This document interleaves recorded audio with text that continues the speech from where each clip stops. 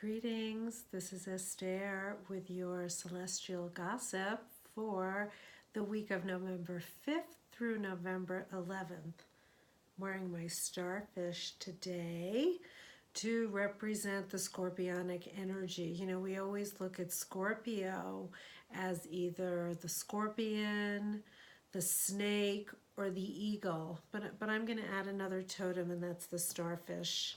Because the starfish, in its miraculous genius, can regrow legs that have been severed. So emotionally, this week has been very severing for most of our country, most of the world, and we need to tap into the scorpionic energy of regeneration, to regenerate the parts of our hearts that have been ripped away. And the way that we do that is with love. Now, that just seems obvious. So that's certainly our mission for this week, and it's certainly the outpouring of emotion that we've seen from around the world to deal with our external manifestations of internal scorpionic, repressed and unresolved emotional issues like abandonment, jealousy, betrayal, a feeling that another has more than you, and really that's a separation from spirit, and that's a very core wound in our culture, and so it's being exposed in the most terrible way, and we get to look at it because we have to look at it, and then we get to regenerate, we get to create something else. That is the scorpionic nature, and we're in that time right now in such an intense way. This is voting week in the United States. I mean, I get my voting ballot in the mail, and I'm the first one at the drop-off box. So I'm big on voting, and I'm sure that you have been too, to put your voice out there, to say what's important to you.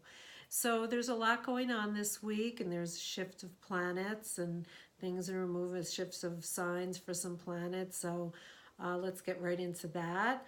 Pluto is still at 19 degrees Capricorn, working away at the systems and breaking things up and looking at what needs to change. Clearly, we're in that right now in our domestic system in the United States.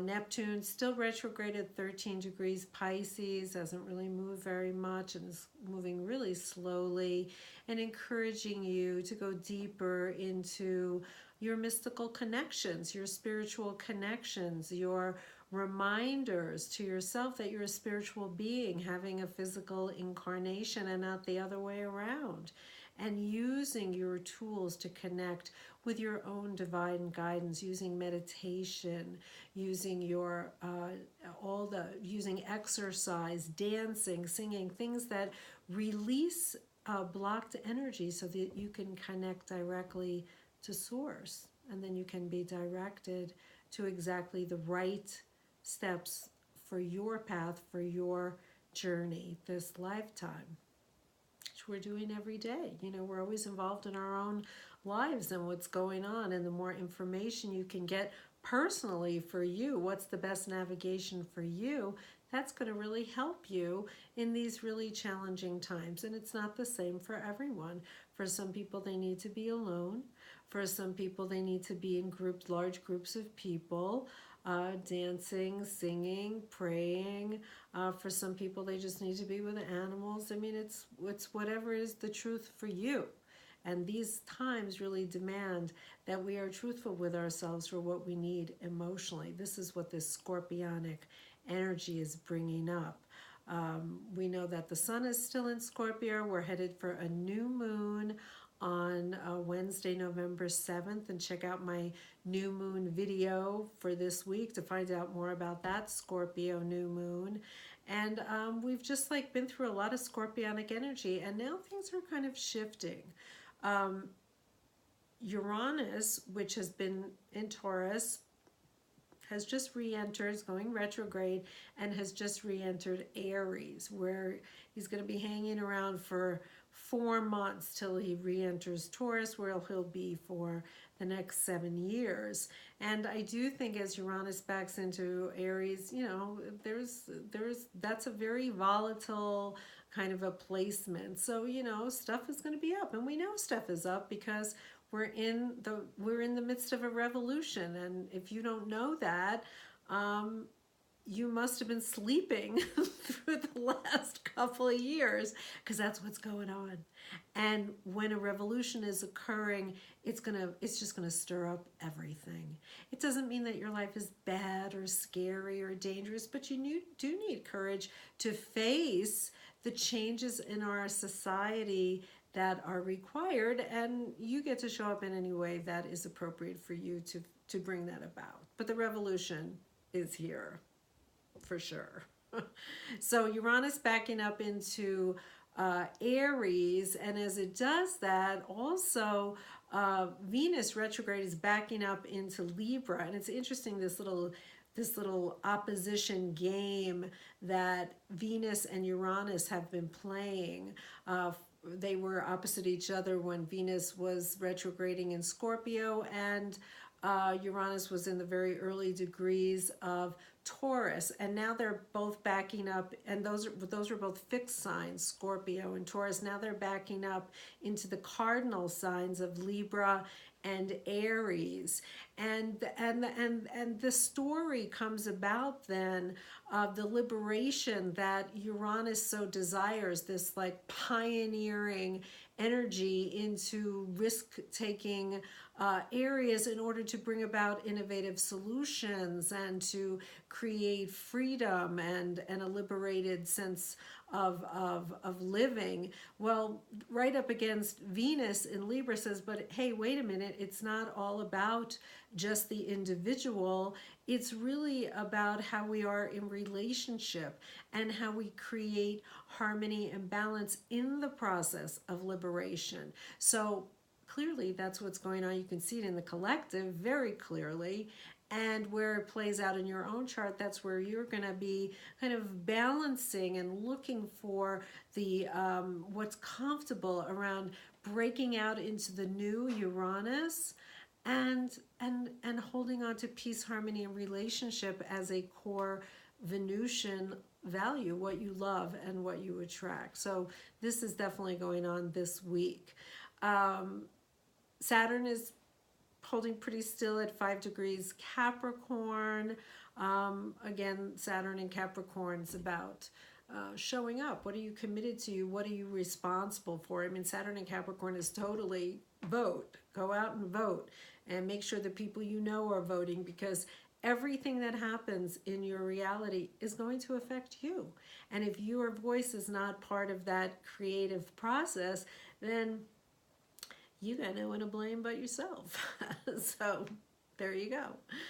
Jupiter is just completing a year run through Scorpio, and that's why there's been so much emotional excavation on the personal level, and then in the collective we really have gotten to see the dark underbelly, you know, between the lying and the inability to trust the people in power, and of course the guns and the violence and just the crap that's up, the corruption. Well, you know, we all have some of that inside of ourselves. None of us are here, you know, pure. We're all here working on stuff. So wherever that shows up externally, we really get a chance to look at that. Where is that in us internally? Where do we hate? Where do we blame? Where do we act out on other people? And then of course the healing comes through loving ourselves through those imperfections and creating a different scenario, a love-based scenario, because that's going to ultimately save us as a species. So Jupiter is moving into Sagittarius, its home sign, on November 8th. Mercury is already in Sagittarius. And I think the combination of these two this week, they're very close together.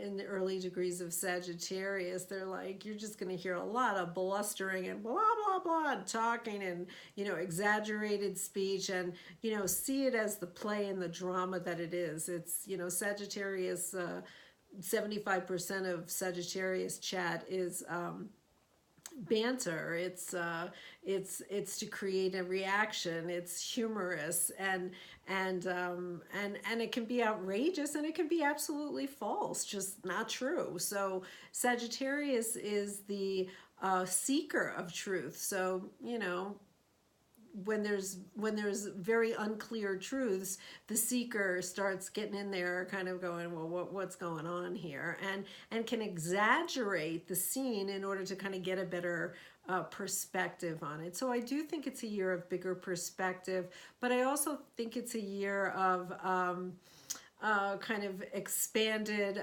rhetoric and talking, big talk.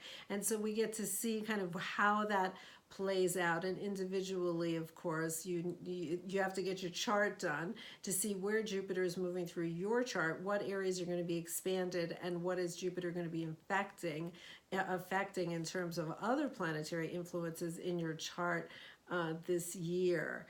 The moon, as I said, turns full on new